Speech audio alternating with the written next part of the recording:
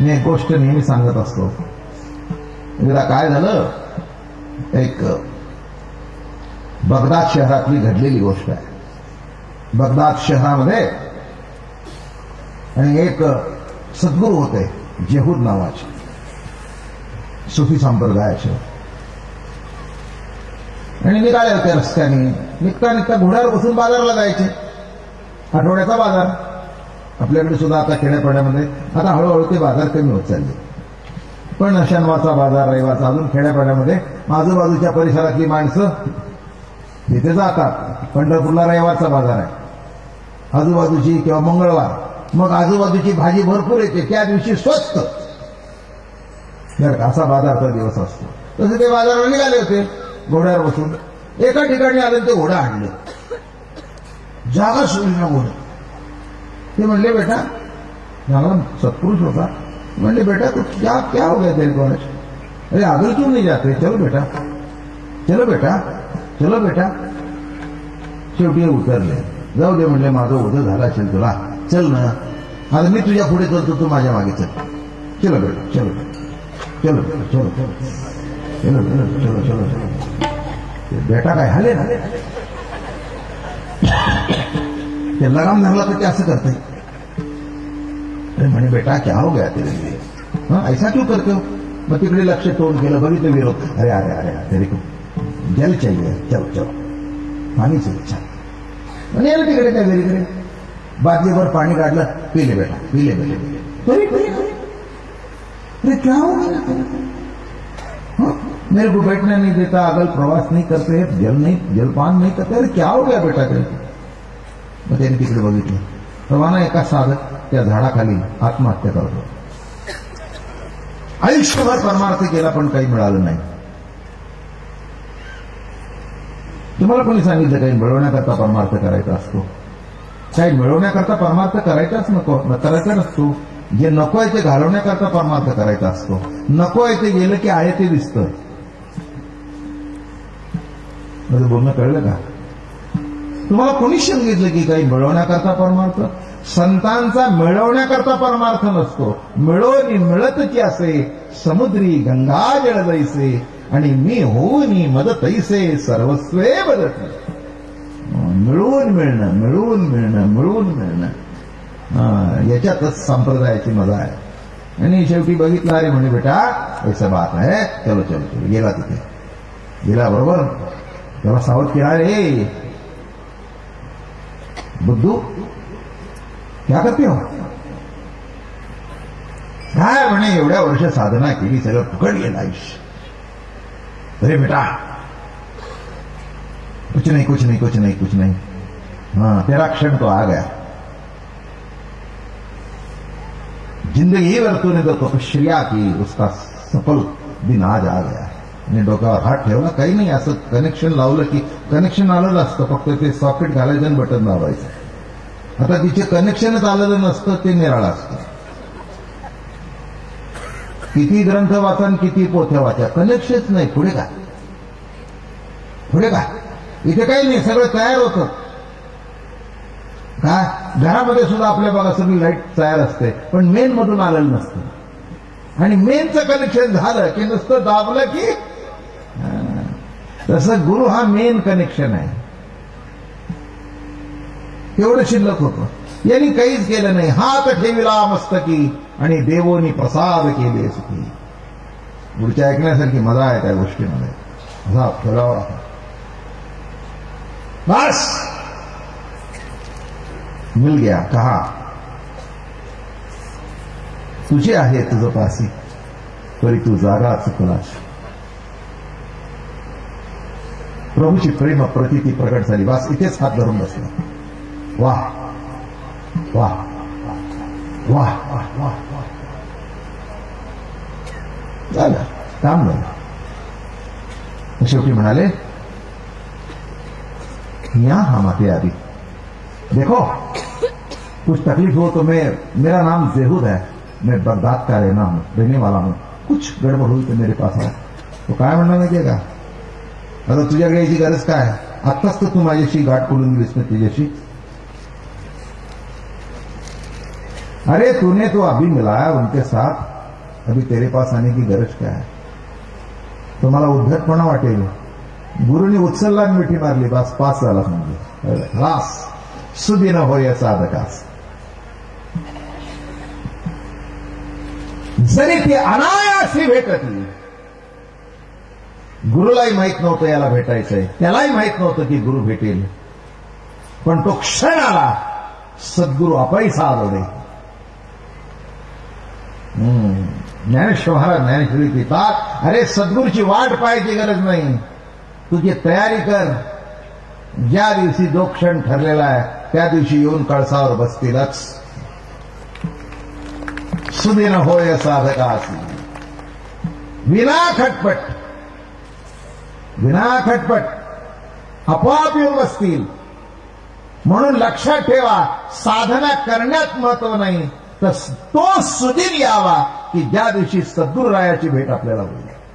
म्हणून सुदिन होय साधकासी, आणि जरी ते अनायासी भेटती. आणि भेटल्यानंतर काय सांगितलं? बोध प्रतापाची वाणी, बोध प्रतापाची वाणी, बोध प्रतापाची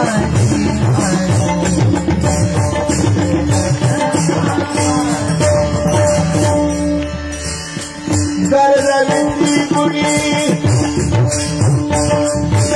गरजविती गुणी, श्रीहरीच्या बोध प्रतापाची वाणी, बोध प्रतापाची वाणी. गरजविती गुणी, श्रीहरीच्या गरजविती गुणी, श्रीहरीच्या बोध प्रतापाची वाणी, बोध प्रतापाची वाणी.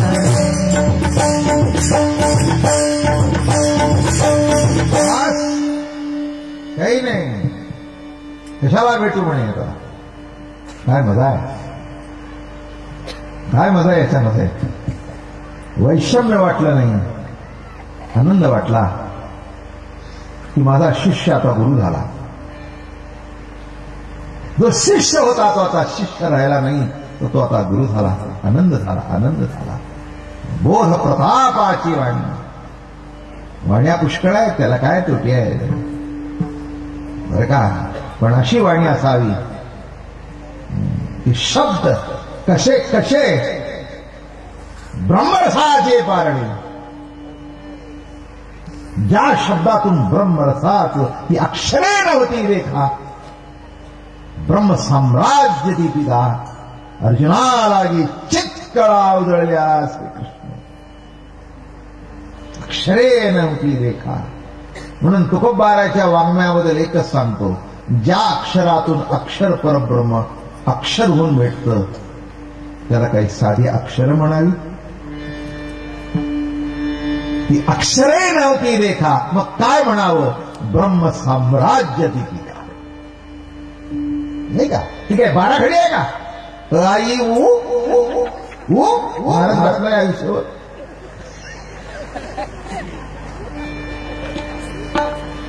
हे परमार्थ करत असताना जे जटा वाढवतात ना, वाच होतात. ते नामात वेळ जाण्यापेक्षा असं असं करण्यातच वेळ जातं ना, असं असं खाजवण्यातच वेळ जातो.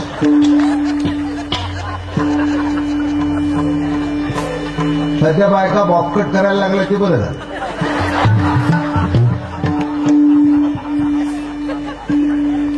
खरंच काही वाईट नाही, उगीच वाढून ते असं असं कीर्तनात सुद्धा करत बसायचं.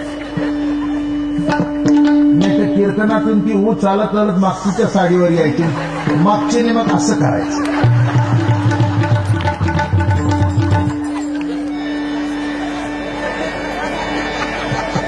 आ ई ऊ.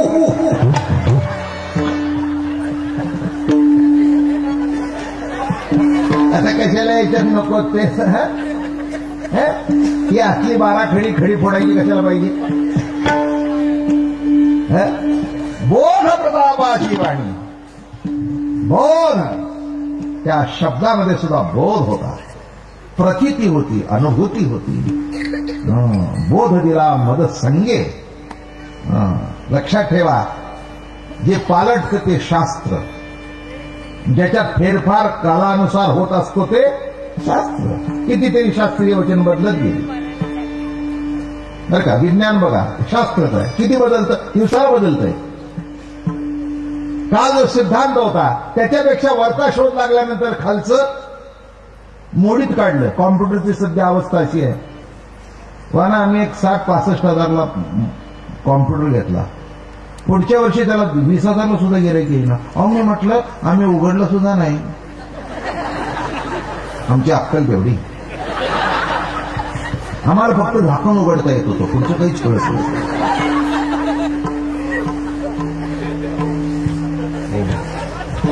तो मनुष्य बघायला आला, म्हटला महाराज हे विकायचंय, किती वापरलेला आहे. नाही म्हटलं, रोज झाकण काढत होतो, पण तो उंदीर काय हातात सापडला नाही.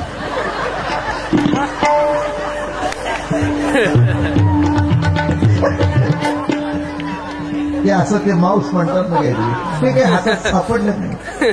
मी म्हटलं अजून वापरलं सुद्धा नाही. बघा तुम्ही, रोज पुसून ठेवतो. जुनी वस्तू आहे. आमच्या वडिलांनी घेतलेलं सोनं 20 रुपयाचं होतं, आता ते 10,000 झाले. बघा गेल्या वर्षीचं आहे. 60ला घेतलं होतं, 80 देऊन टाका. महाराज म्हणले आपण मोठ्या डीव्हीडी, त्याच्या पुढे आणखीन काहीतरी, आणखीन काय येईल कुणाला.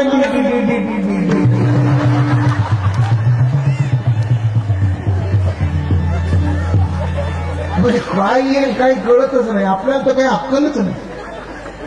अहो पूर्वी एक कॅसेट आम्ही ती 45ला विकत होतो, आता 4-4 कॅसेट कोंबून ते 35ला विकतोय. MP3 झालं, बरबाद झालं. एक कीर्तन 45ला, आता 3-3, 4-4 कीर्तन 35 रुपयामध्ये. तर म्हटलं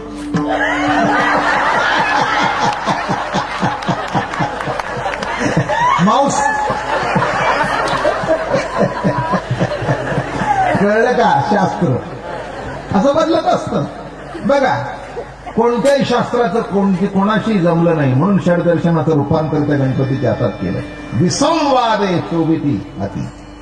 एकाचं एक मत ते दुसऱ्याचं दुसरं मत. जे बदलतं, जे बदलू शकतं ते शास्त्र, पण ज्याच्यात कधी बदल होत नाही पण प्रेम प्रतिती वाढत असते तोच बोध. तोच बोध. म्हणून शब्द फार सुंदर वापरला. म्हणून दादा महाराजांच्या तत्वज्ञानामध्ये प्रेमबोध शब्द अत्यंत प्रचलित. प्रेमबोध, प्रेमाचं भाष्य नाही, बोध. म्हणून प्रेमने सांगता दावता, सांगता येत नाही, बोलता येत नाही. अनुभवजन्य विषय आहे. म्हणून सुदिन होय साधकासी, जरी ते अनायासी भेटती. बोध प्रतापाची वाणी आणि गर्विती गुणी श्रीहरीच्या. बोधाचा प्रताप इतका सुंदर, इतका सुंदर की देवाने सुद्धा कीर्तनाला यावं. नाथांचा बोध काय, तुकोबारायाचा बोध काय, सर्व देवांनी ऐकावं. कशा करता यावं, हे देव सेवे करता राहिलेले नव्हते, कीर्तन ऐकण्याकरता राहिलेले. मग आता कोणाचं काही फुकट घ्यायचं नाही, द्यायचं नाही, म्हणून आपलं इकडे भांडी भर, इथे पाणी भर, इथे मिरच्याची वसुली कर, इथे अमकं कर. पण हेतू काय, कामाच्या निमित्ताने घरात शिरायचं आणि कीर्तन भरपूर ऐकायचं. कीर्तनाची देवा आवड, कीर्तनाची देवा आवड, कीर्तनाची देवा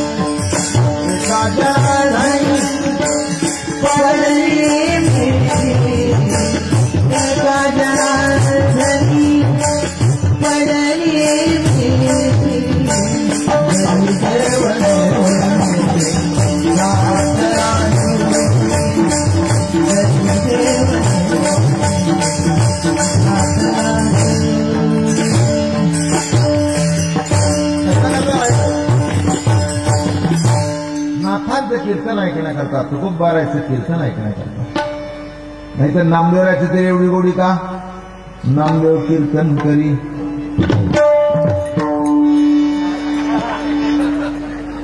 पुढे देऊनाचे पांडुरंग.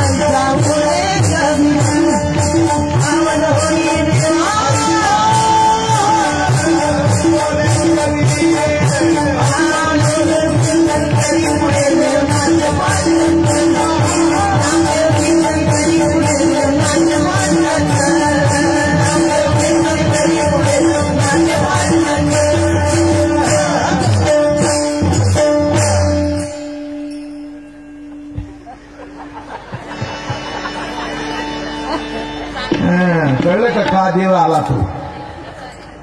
अहो काय तुम्हाला सांगू, हे उगीच काय देव काय ते उगीच काही इतका देव सोपांचा सरळ नाही. तुम्हाला माहिती पंढरपुरात राहता, तुम्हाला कल्पना आहे की बिलकुल सरळ नाही. तो संतांच्या तिथे सरळ वागतो, कारण त्याचा तिथे स्वार्थ आहे. त्याला ज्या नामाची गोडी आहे, त्याला ज्या भक्तीची गोडी आहे, ती त्याला कुठेही भेटत नाही. म्हणून तो मी वैकुंठी नसे. हरिवैकुंठाबुनी आला पुंडलिकाला गुण. का आला? कशा करता आला? अरे भक्ती प्रेमाचा आनंद संतांच्या मुखातली बोधवाणी ऐकण्याकरता आला. म्हणून सुदिन होय साधकासी बोध प्रतापाची वाणी गर्जविती गुणी. श्रीहरीचे गुणगान गाताना त्यांची वाणीला असं भरता येत होतं. तुकाना जे गाये तुकाना जे गाये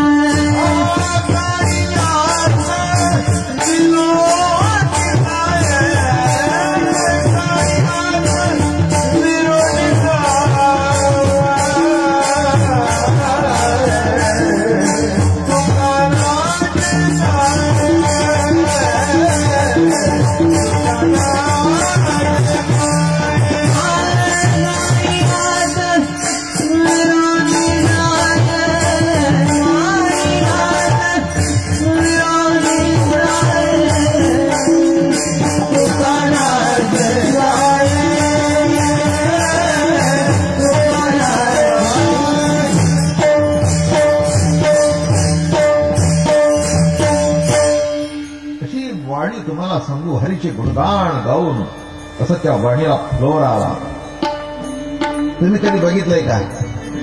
रागानं तुम्ही बोलू लागला ना तर तोंड कडवट होत. समज रक्तात अंगातलं रक्त सुद्धा बदलतं. म्हणून डॉक्टर नेहमी सांगतात रागू नका, रागू नका. रक्त कापतं, तोंड कडू होतं. पण प्रेमाने बोलल्यानंतर साधं कोणाशी प्रेमाने बोलल्यानंतर गोड वाटतं. मग देवाचे गुणगान जर वाणीने केले तर कशी वाणी होत असेल नाही का? म्हणून दुसरं काही करू नये वाणीने. काय करावं?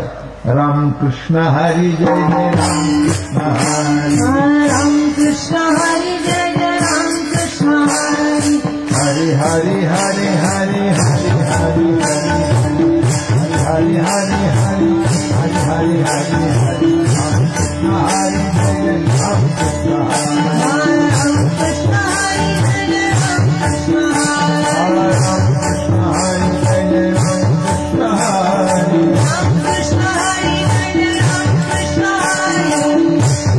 हरि जय राम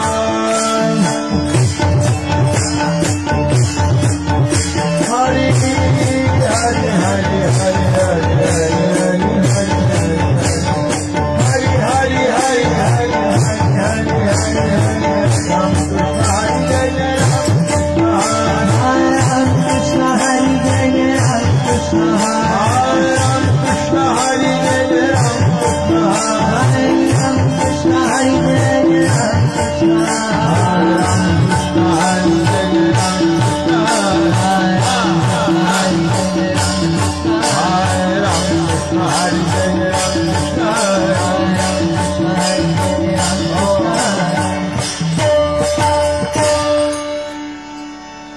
गुणगान गायचं म्हणजे स्तुती बिती करायची गरज नाही. नुसतं आई आई आई आई आई आई थोडं तुझे उपकार ते कवीने म्हणावं. आई आई आई आई आई आई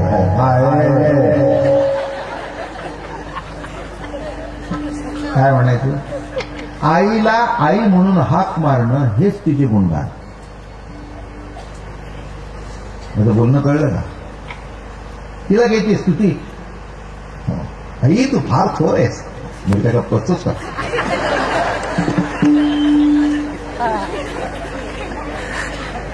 लाज वाटते का? तुम्हाला शिकवतो असं थोर आहे. हा ये गुणगान कळलं का? तसं देवाला काही ते तुम्ही म्हणायला जाऊ नका. तसं ठराव ठराव ठराव पांडुरंगे पांडुरंगे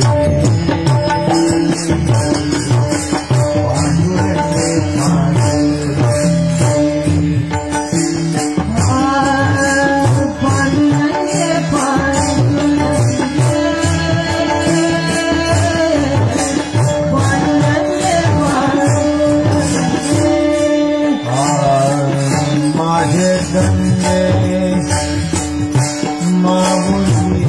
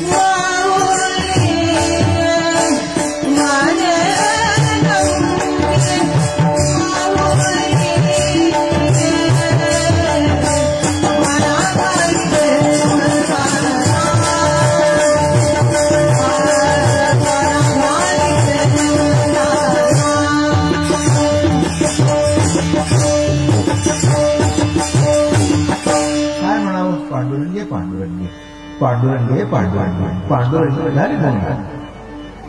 मग त्या आईला कळतं हे माझ्याशिवाय दुसरं काही म्हणतच नाही.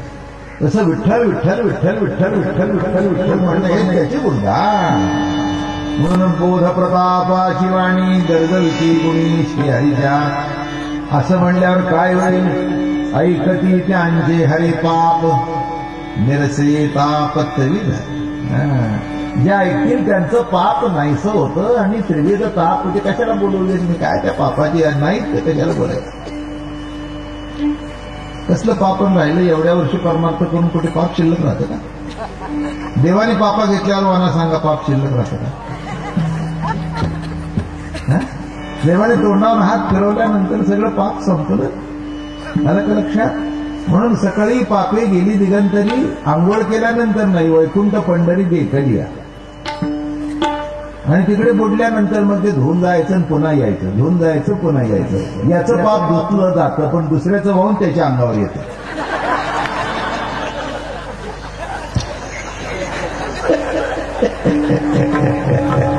जसं आपण स्वच्छ कपडे घालून जावे, रस्त्यावरची गाडी चिखल उडवावी, तसं हात होतं, पण वरचं वाहत येते ना, कारण ती गंगे वरपासून आंघोळ करत येतात.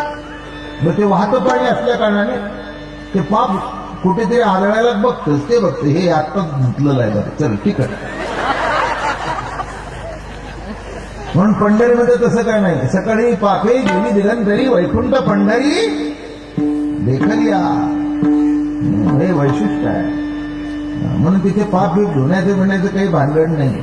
म्हणून महाराजांनी म्हटलंय, ऐकती त्यांचे हरे ऐकती, नुसतं ऐकलं तरी पाप धुवून जाईल. निरसी ताप त्रिविध, आध्यात्मिक आधी भौतिक आधी दैविक, 3 ताप. हे सांगण्यापेक्षा दादा महाराजांची व्याख्या सांगतो. दादा महाराज मोठ्या कौतुकाने सांगायचे, वृत्ती उत्पन्न होण्याच्या पूर्वीची जी स्वास्थता ती कोणत्या तरी कर्म प्रवृत्तीने नाश होणं नामे ताप. समजायला अवघड आहे. वृत्ती उत्पन्न होण्याच्या पूर्वीची जी स्वास्थता, आता निवांत बसलाय, सहज काहीतरी वृत्ती आली, त्यांना मुलाकरता एवढा पैसा खर्च गेलाय, पास झाला तर नाही झाला, आणि पास होऊन जर त्याला 80% नाही मिळाली, 85% नाही मिळाली, तर डॉक्टरला ऍडमिशन मिळायची नाही. नीट नेसला होता, पण एक वृत्ती आली आणि रात्रभरची झोप खालाच केली. कळलं का ताप? तिची सुपरफाईन व्याख्या आहे. वृत्ती उत्पन्न होण्याच्या पूर्वीची जी स्वास्थता ती कोणत्या तरी कर्म प्रवृत्तीने नाश होणं नामे ताप. जाऊ द्या, पुष्कळ सांगण्यासारखं आहे, वेळ झाला, थंडी सुटलेली आहे. त्रिविध तापाची झाली ओळवण, देखिल्या चरण वैष्णवांचे. म्हणून निळामणे हे भूतळीचे आणि देवची साचे बोलते ते. अरे भूतळावर देव शोधायला कुठे जाऊ नको, संत बघितलास की म्हण, देवते संत देवते संत, देवते संत देवते संत देवते देवते संत देवते नित्याच्या प्रतिमा, नित्याच्या प्रतिमा, नित्याच्या प्रतिमा, नित्याच्या प्रतिमा, नित्याच्या प्रतिमा,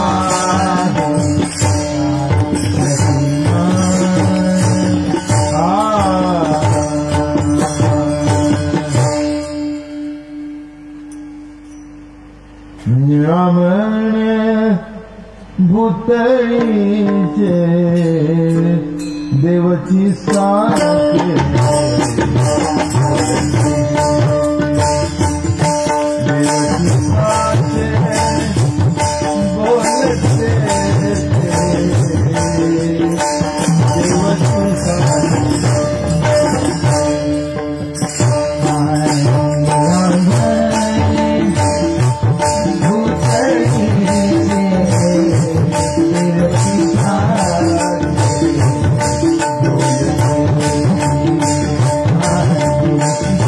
Hare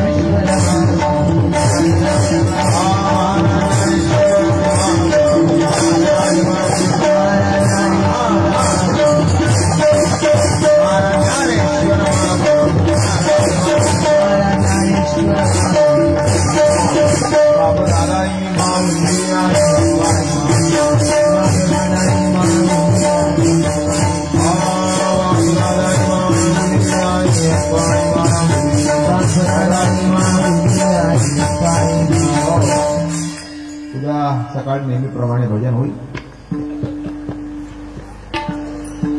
मग उद्या सरळताई बाबर यांचं प्रवचन होईल.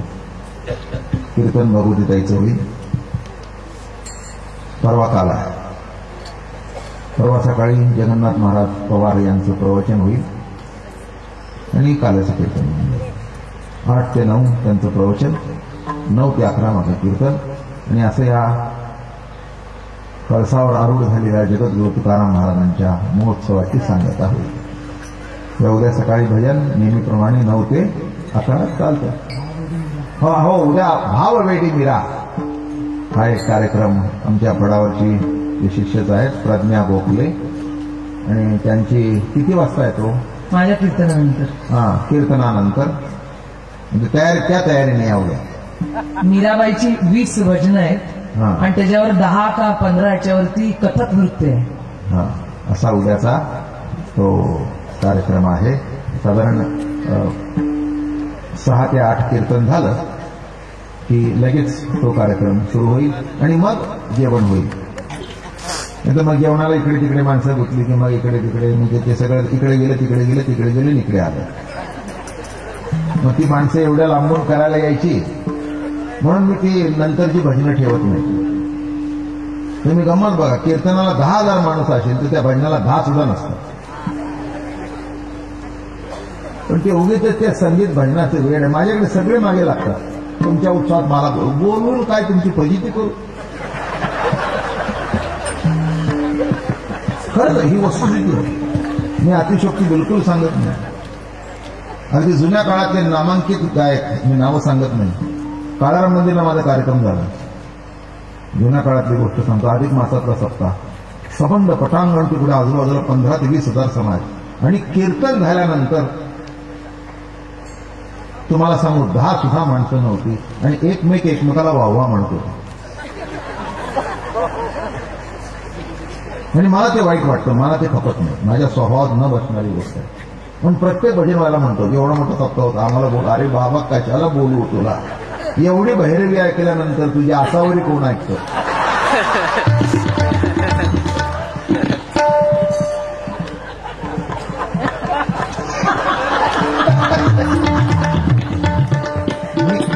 आहे ते सांगितलं. प्रत्येकाला वाटतं म्हणजे काही कुणाचं मनुष्य स्वभावाप्रमाणे कुणाचंही चुकलं नाही. त्यांना असं वाटतं बाबा मला थोडी चान्स मिळाला म्हणजे मान्य आहे मला, पण मी बोलू ते काही अपमान करायला बोलू का तुमचा?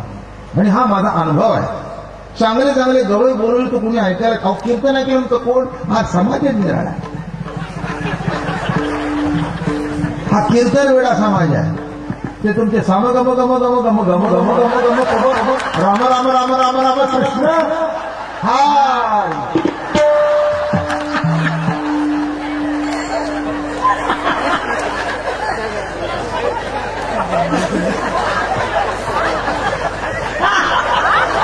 मी तू आहे माझ्या लक्षात येतं.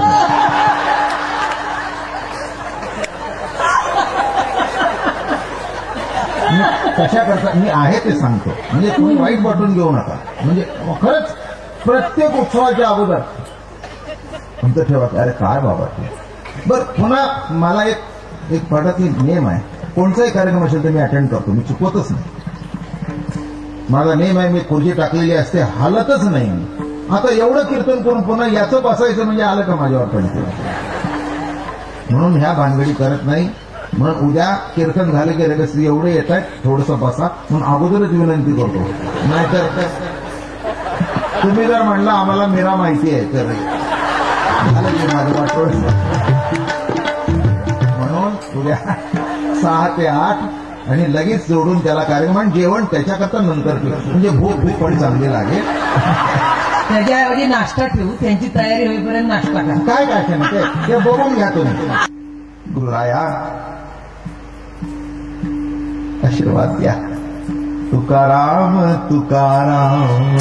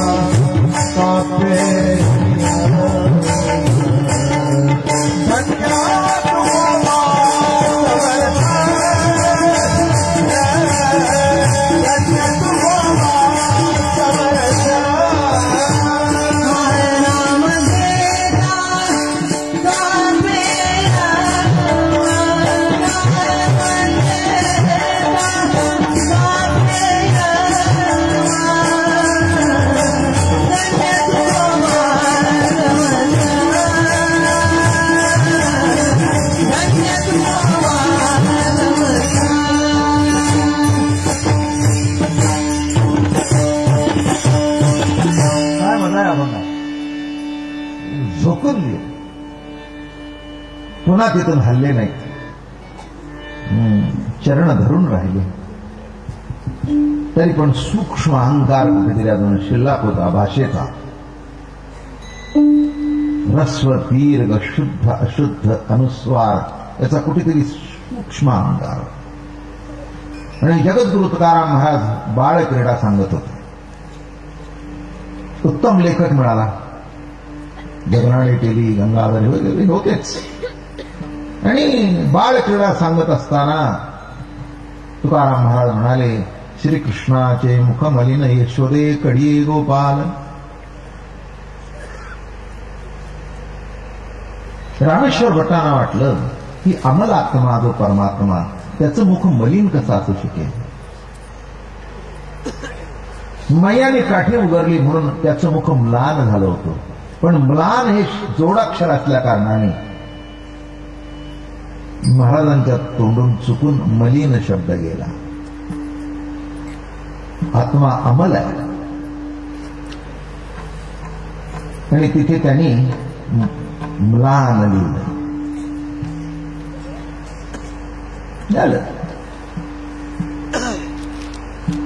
नाही, मराठी कोणाचं तपासायचं असतं. इथे कोणी लिहिलं तर उद्या वानाने जर लिखाण घेतलं माझं, असं येतात कधीतरी प्रसंग. मी सांगा महाराज, हा मध्ये काहीतरी होतं, सांगा महाराज. मग त्यांचं मी म्हणायचं का वाना बघू तुमचं रस्व दीर्घ. म्हणजे अशी जी काही माणसं आहेत त्यांची तपासणी करायची काही गरज नसते. उलट आपलं काही चुकलं तर ते त्याच्यात योग्य करून घालतात. या योग्यतेचे रामेश्वर भट्ट होते. आणि लिहिलं तिथे त्यांनी म्लान. गेले घरी. घरी गेले, रात्री 12चा समय. आले की हे बाबा पटावर कर ठेवून. अरे म्हणले, शहाणा झालास का? कोणतं संकट माझ्यावर आलं, कोणतं दुःख कोसळलं ते त्यातून ते माझं मुख म्लान झालं होतं. अरे माती खाल्ली तोंडाला लागली होती म्हणून मलिन झालं होतं. बरोबर आहे. माझ्या तुकोबाच्या मुखातून वाक्य बाहेर पडलेलं तुला सुधारावंसं कसं वाटलं? इतका शहाणा झालास का?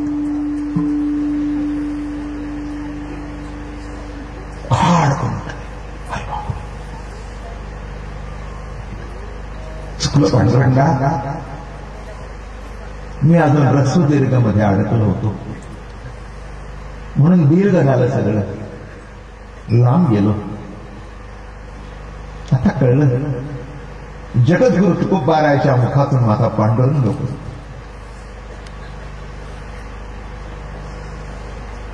धावत आले, दार उघडलं महाराजांचं. पायाला मिठी मारली हांबरडा पडून. गुरुराया, माय बाप्पा, सद्गुरुराया क्षमा करा. उचलून धरलं, उचलून धरलं, असं कडेला घेतलं, छातीला लावलं. काय खरं म्हणे बाबा. अरे रामेश्वरा, मी तुला केव्हाच माफ केलाय, आता पुन्हा काय नाही. म्हणाले, काल आपल्या मुखातून बाहेर वचन पडलं, श्रीकृष्णाचे मुख मलिन. मला वाटलं हे अशुद्ध आहे, देवाचा आत्मा अमल आहे, ते मलिन कसा होईल म्हणून मी म्लान केलं. तुमचंच बरोबर, तुमचंच बरोबर आहे. बरोबर आहे, माझ्या तोंडातून अशुद्ध शब्द गेला. कशाचं बरोबर गुरुराया, माय बाप्पा. अहो, नुसतं चुकलं नाही, आयुष्य फुकट गेलं. मला हे कळलं नाही, एवढा विद्वान झालो की शब्द बाहेर पडतो तो कोणाच्या वाणीतून बाहेर पडतोय. जयाची वरे पूर्ण वेदांत वाणी आणि म्हणावे तया लागी कोणी वाणी. अशा तुकोबाराच्या मुखातून शब्द बाहेर पडतायत आणि मी सुधारलं. अहो बरोबर आहे. नाही म्हणाले, पांडुरंग रात्री माझ्या स्वप्नातून म्हणाले, झालास का की माझ्या तुकोबाच्या वाणीतलं शुद्ध अशुद्ध बघण्या इतका छान झालास का. मला काय सांगू. महाराज खाली मटकत असले, डोकं धरलं. अरे म्हणे, देवा तुला काय करू मी. माझ्या मुखातून शब्द बाहेर पडलेला खरा करण्याकरता एवढा खटाटो. ते म्हणले, तुझा नाही, तुझ्या तोंडातून मी बोलतोय म्हणून अभंग. मला तुकाराम महाराजांचे अभंग देवानी नाही जतन केले, स्वतःचे अभंग देवानी जतन केले. असे पोटाचे धरून बसले. ते तुकोबारायचे अभंग नाहीत. मी तो बोले तुझ्या मुखे, तुझ्या मुखातून मी बोलतोय. देवाने आपली वचन असं जतन करून बुडलेली बाहेर काढली. लक्षात घ्या. म्हणून कळसावर बसले. ही साधी घटना नाही आहे. कळसावर बसले नाही, होते तेच बसले. ज्यांनी त्यांनी आपापली जागा सोडली नाही. माऊलीने पाया सोडला नाही, नामाने विस्तार सोडला नाही. नाथाने खांब धरून ठेवला आणि तुकोबाराय कळसावर जाऊन बसले. ती स्थानक कोणाला पटो नाही तर न पटो, पण कोणाला ती हलवता येणार नाही अशी अजरामर स्थान आहे. का झाला असे कळस, हात पावर आहे. होई ज्ञानेशाची अभंगवाणी तुकयाची, आर्या मयूरपंतांची. हे सगळे महाराष्ट्रातली मोठी कौतुकाची भाग आहे. किंबहुना आपलं कीर्तन जसं अभंगावर चालतं, जसं हरिदासी कीर्तन मोरपंतांच्या आर्यावर चालतं, हे मोठं कौतुक आहे. गुरु सैन्यात गमे ज्या परी रंभात काननात वारा हो. आयऱ्या म्हणून दाखवली पाहिजे तुम्हाला. गुरु सैन्यात गमे ज्या परी रंभात काननात वारा हो.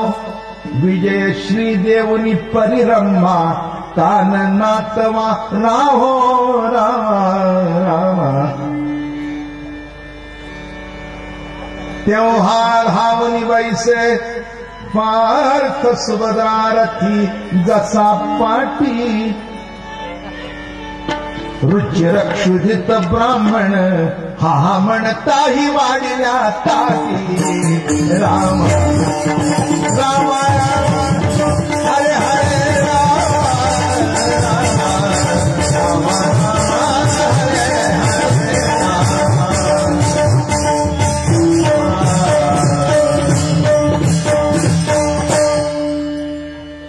ज्या घरी हरीचा कर आहे त्या घरी हरीचा कर आहे.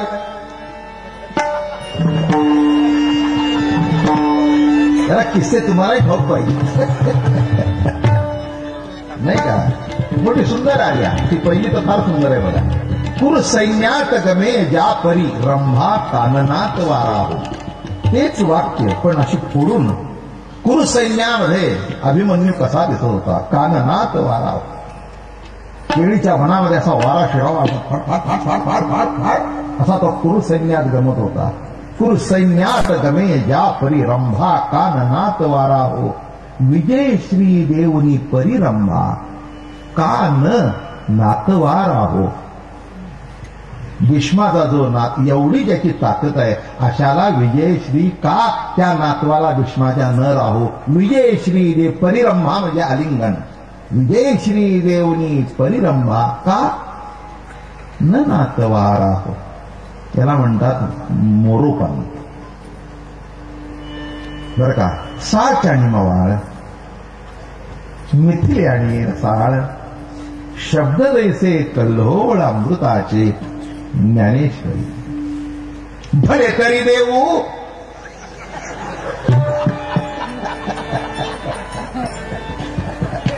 अभंगवाणी, एक से एक बढ़िया, एक से एक बढ़िया. एक एक जर बघावं तर एकासारखं एक नाही. ज्ञानेश्वर महाराजांच्या ओव्यात पण निराळ्या अर्थाने स्पष्ट करून सांगावे आमच्या नाथबाबांनी. बरं का. भेदाभेद मांडताना सुवर्ण विष्णू सुवर्ण श्वान एक पूज्य एक ही. भेदाभेद नाही विष्णुदासा हे सांगताना नाथ कसं लिहितात बघा. सुवर्ण विष्णू सुवर्ण श्वान एक पूज्य एक हीन पण विकुलाता मोल समान निंद्य वंद्यात्मक पैसे. विष्णुमय जग विष्णुवांचा. प्रत्येकाची वाणी जर बघाल तर वैशिष्ट्यपूर्ण आहे. पण जगद्गुरु तुकाराम महाराजांची वाणी साधी सोपी असल्या कारणाने झोपडीमध्ये जाऊन पोचली. सकळाशी येथे आहे अधिकार, कलियुगी उद्धार हरिच्या नाम. ही या वाणीची स्पेशालिटी आहे बरं का. घराघरामध्ये जाऊन पोचली. साऱ्या बायका त्याही म्हणू लागल्या तुकाराम महाराजांच्या अभंग. चाले हे शरीर कोणाची आसक्ती, कोण बोलविते हरी विण. अगं बाया, कळलं का तुला? जे खरी ऐकवी एक नारायण, एक नारायण.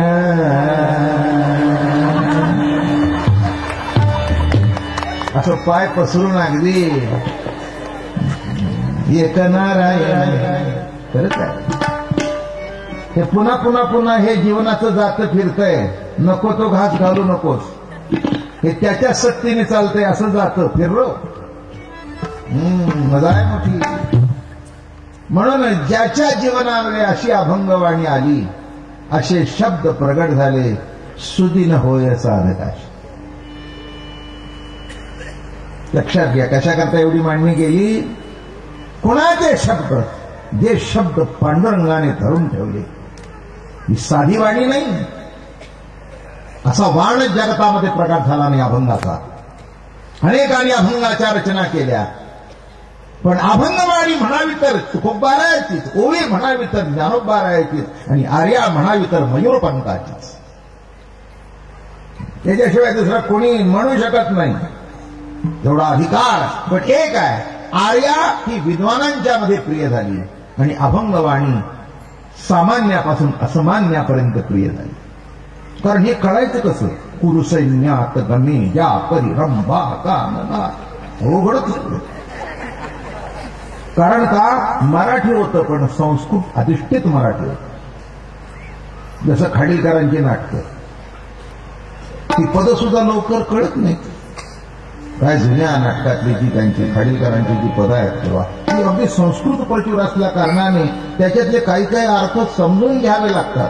तसं पण महाराजांची जी वाणी आहे अगदी बाळबोध. वाणी बाळबोध, पण बोध बाळबोध नाही.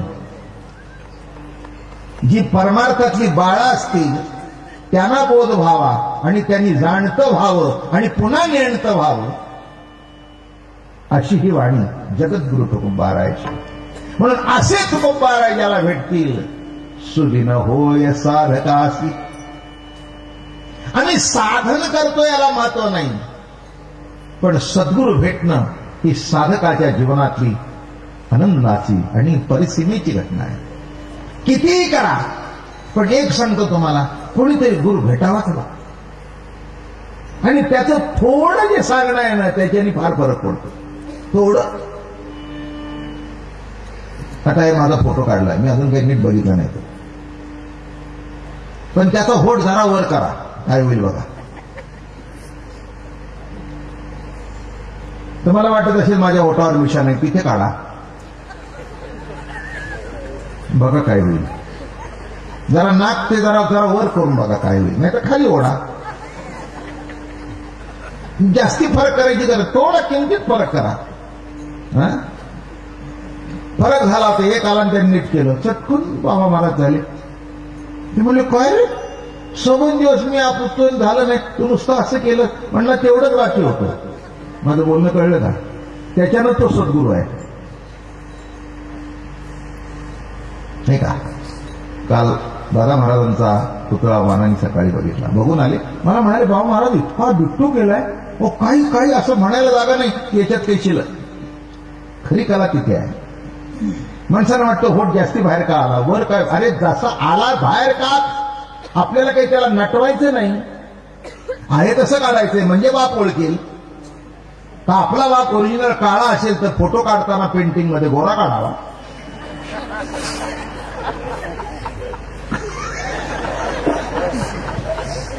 म्हणले आम्ही तुमच्या वडिलांना बघितलं असते, ते काळे होते, गोरे कसे झाले? नाही म्हणले, आता कोण बघतंय?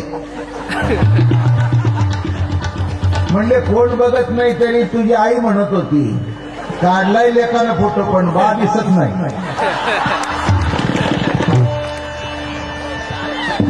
विठ्ठला विठ्ठला विठ्ठला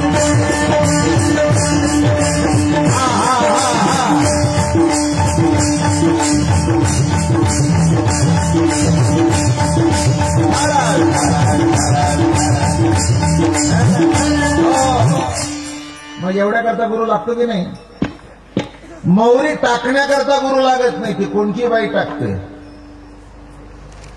पण वरचं जे टाकायचं असतं ते मोहरी ओढल्याशिवाय टाकू नये हे सांगण्याकरता गुरु लागतो. काय काय पूर्वी ती मोहरी टाकली गेली, टाकली गेली का काय, ती मोहरी ओढू दे नाही तर दाताखाली कचकच कच लागेल, असं होय. हे गुरु उपदेश. माझं बोलणं कळलं का? म्हणजे मोहरी टाकल्यानंतर, आणि मोहरी केव्हा टाकावी? तेल तापल्यानंतर, तेव्हा ती उडते. तापायच्या अगोदर पासून झालं ती काळी होते आणि दाताखाली कचकच लागते. हे गुरुबोध आहे. अव्वाना हा जर नाही शिकवला तर आपलं पोट कसं भरायचं ना? आपल्या तोंडाला ज्या चांगल्या सवया लागलेल्या आहेत हे सुद्धा गुरुबोध आहे. गुरुबोध ते जर पोटात नाही गेलं तर काय इथून परगट राहायचं? आता कीर्तन झाल्यानंतर भूक लागते, आण बाबा. तसंच बसलं तर संपलं, सगळा बोध कळसाला पोचतो. आता मला सांगा, प्रत्येक गोष्टीमध्ये गुरु लागतोच ना? महाराज तर म्हणाले, गुरुची आमखे होईल ब्रह्मज्ञान आणि नकळे प्रेम फळ विठोबाची. आणि गुरु मुखातून ज्ञान. म्हणून लक्षात ठेवा, साधकाच्या जीवनामध्ये तो सुदिन आहे ज्या दिवशी सद्गुरू भेटतील तो. नमो माय भाषा.